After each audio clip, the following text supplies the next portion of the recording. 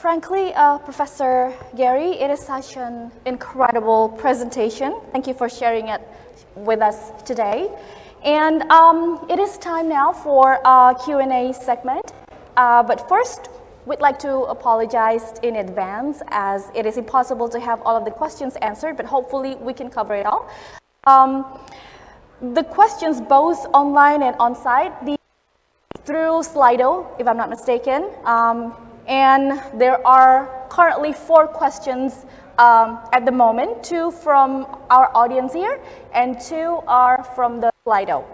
Okay, we are going to do this up until our 30 minutes timeline is up. So let's just proceed.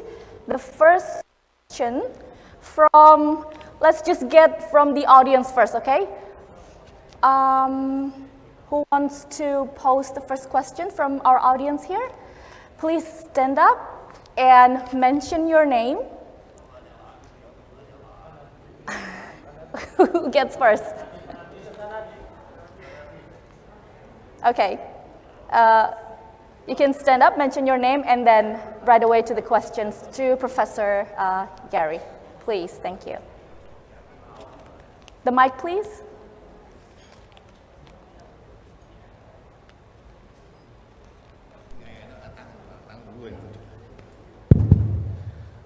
Thank you very much, Ms. Dewi, giving me time to question and answer with Professor Gary. Hi, Mr. Gary. I'm Karnadi. K-R-N-A-D-I, Karnadi, single name. King Karnadi, that's a good name. Thank you, Mr. Purwanto. You know, considering the Indonesian right now, so we have, we face the problems, you know, with pandemic, right? Pandemic, yeah. After pandemic, so we have many problems, including the rural areas. So you never talk about Indonesian problems, right? Since your first presentation in the session, right? You never mentioned Indonesia, right? So you have a report on Indonesia's problems, facing pandemic's problems, especially in education. Do you have a report on the research about Indonesians?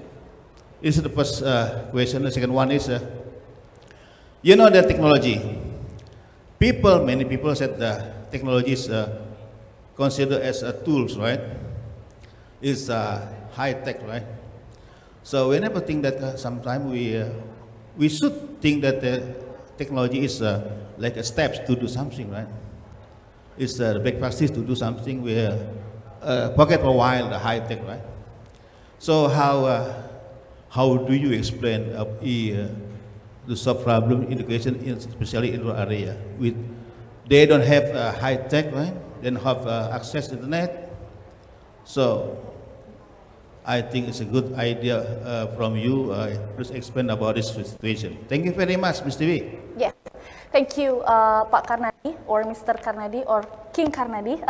So if you, Professor Gary, if you don't quite catch the real, the question from him, is that the first, can I repeat it for one more time? The first is, do you happen to have any information about the research, the similar research that you are conducting in other countries to Indonesia, or do you have any plan to do research in Indonesia? And the second is, what is your idea about overcoming challenges in the rural areas regarding the technology?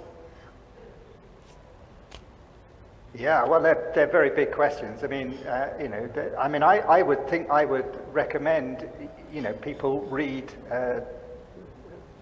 Dr. Adning's thesis. So the person who invited me to do this talk, I was his examiner. So, you know, he's done an excellent thesis there where he talks about exactly these kinds of issues in rural Indonesia. So that would be a great place to start. So maybe you should share that, or if he's now sort of actually got some articles out based on his thesis, I think they would be a very useful place to start. Or maybe ask him to do a presentation. I don't know whether he's doing one at the conference, but if he is, about his work, then get along to it. So, I mean, there were people who replied on the survey that I did from Southeast Asia. I can't remember specifically. I won't say that there were people from Indonesia because I can't remember off the top of my head. I should have checked that, I guess, and anticipated this question. I mean, I'm agnostic about where I work. I mean, I've worked in places, you know, all sorts of places in the world, you know, over my career. But most of the work that I've done around the use of tools like WhatsApp and Telegram has been in Africa, because, you know, that's where I've been asked to work. But I don't see any reason to sort of kind of move on to the second question, where the practices that we've engaged in cannot be used in rural areas. The project that we ran in several of the projects we ran in Côte d'Ivoire were based around rural areas, and my contention is that, you know, we can't necessarily make use of these tools directly in schools, which is what people sort of tend to sort of think about it, but we can make use of them with teachers. So the point of these communities of practice, as they're often referred to, is that it's supporting teachers to be able to do things. That doesn't mean that the actual delivery into the classrooms necessarily involves the use of technology, because the children don't have access to it, or, you know, in many cases there won't be electricity in schools. So,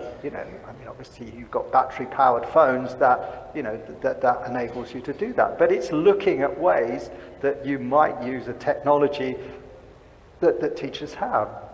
But at the same time, you know, a lot of the, you know, the presentations and ideas that I've been engaged with look at alternative ways. So there's a lot of interesting work that was done in Mexico during the pandemic. So at this exchange of ideas that I was asked to deal with these questions at initially, you know, that they were talking about how, you know, teachers, got materials, they used the internet themselves to find materials, and then they distributed those materials. That material was printed out.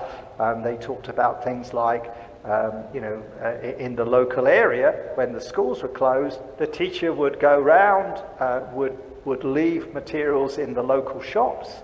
The children would collect the material from the local shops. They would you know, engage with that material, and then the teacher would collect it, you know, the following day or later on in the week. So, you know, I'm not necessarily somebody who would advocate. I mean, it would be fantastic if everybody had equal access to technology, but they don't. Another area that is often ignored, but is again talked about, you know, certainly in the context of Africa, but also in Americas, and I guess in other parts of the world, is the use of radio.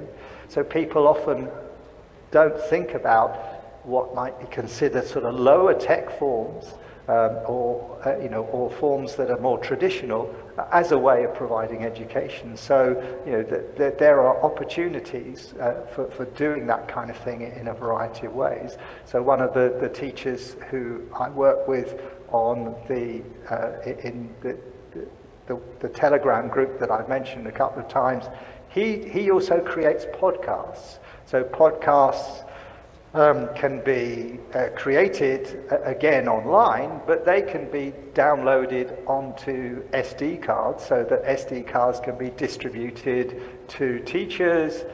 Teachers can load that material onto their phones and again interact with it. So, you know, there are lots of possibilities, but they don't have to involve high tech. But my argument has always been that in most of the contexts that I visited, teachers, not students, but teachers do have some form of access to mobile phones. And I think Dr. Adning's thesis also confirmed that for Indonesia as well. And that was based in a pretty rural area. If he's in the audience, he might like to comment on that. Okay, thank you so much for the elaborated answer. Does that answer your question, Pak Karnadi? Okay, but I can assure you, Professor Gary, for the Dr. Atning will present his research results. Correctly? Okay. Okay.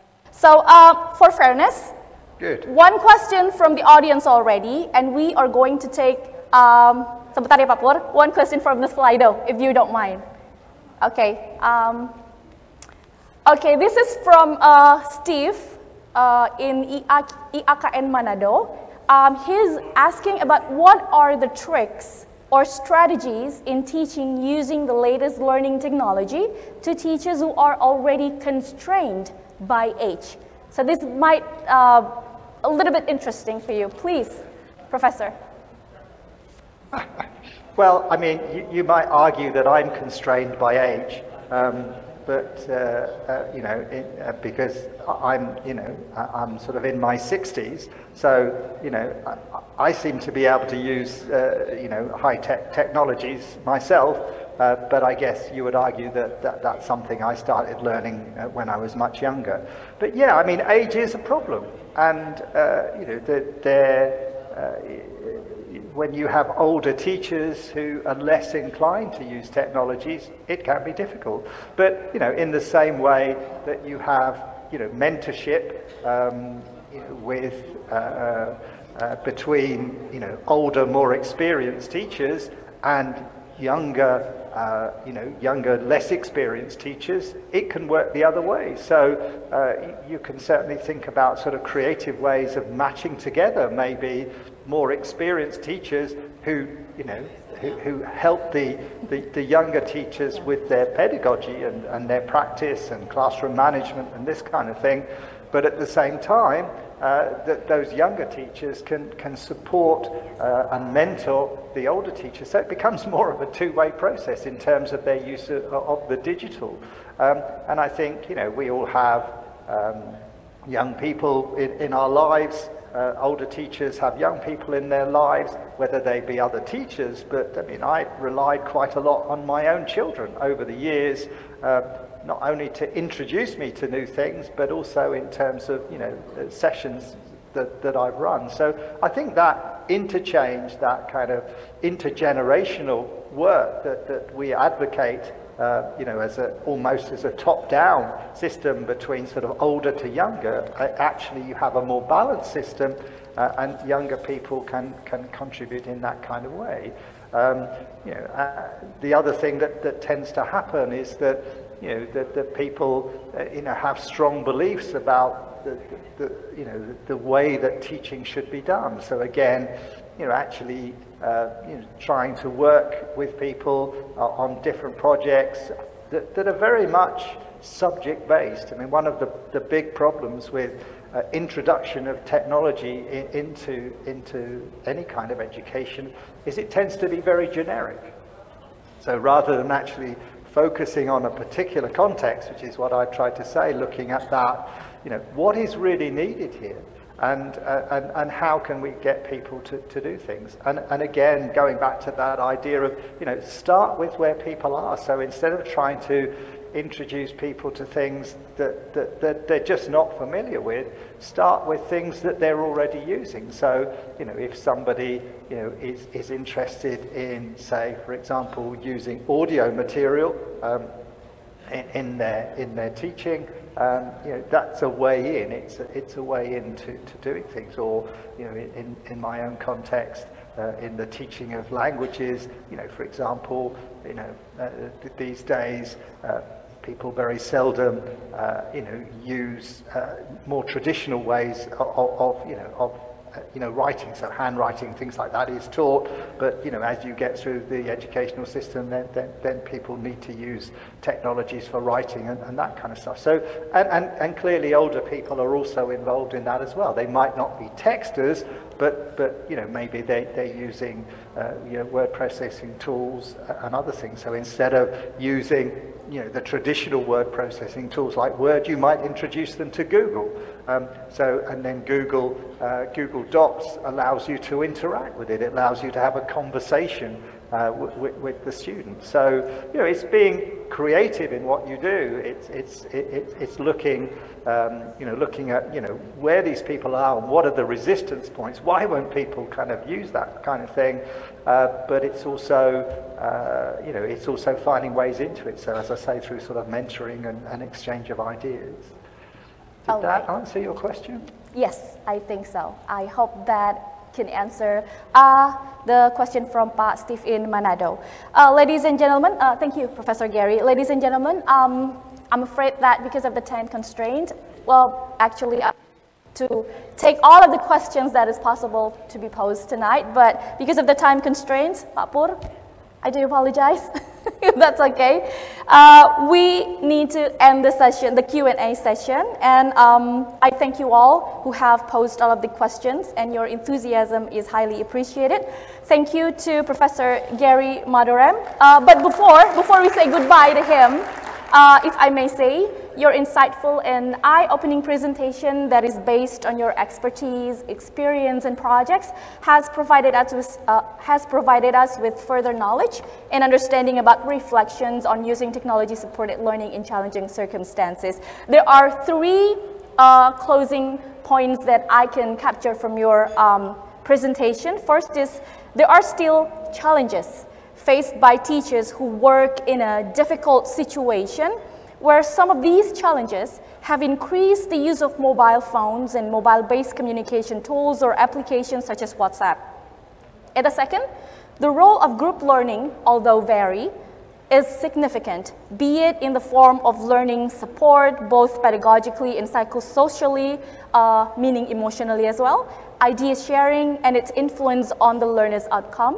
And the third, one of the most important things emerging from the impact of COVID-19 pandemic to learning and education is building resilience, which makes it a crucial reminder that no matter how hard the hit of COVID-19 pandemic have been, the power of sharing in the creative process of overcoming challenges can be the driving factor for innovation that is uniquely inspired in a way we have never thought possible. So that's all for today, ladies and gentlemen. Let's give a big round of applause once again for Professor Gary Madorem. Thank you, Professor. Goodbye, Professor Gary, you may leave the room now. Thank you, and until next time. Baik, terima kasih Bapak Ibu sekalian sudah mengikuti sesi ini dengan incredibly enthusiastic. Semoga apa yang sudah di-sharingkan Profesor Gary tadi dapat menjadi berkah ilmu, kebaikan, dan manfaat bagi kita semua. Amin ya robbal alamin. Mohon maaf untuk segala kekurangan saya selama memoderatori sesi ini. Terima kasih. Wabillahi taufiq wal hidayah. Wassalamualaikum warahmatullahi wabarakatuh.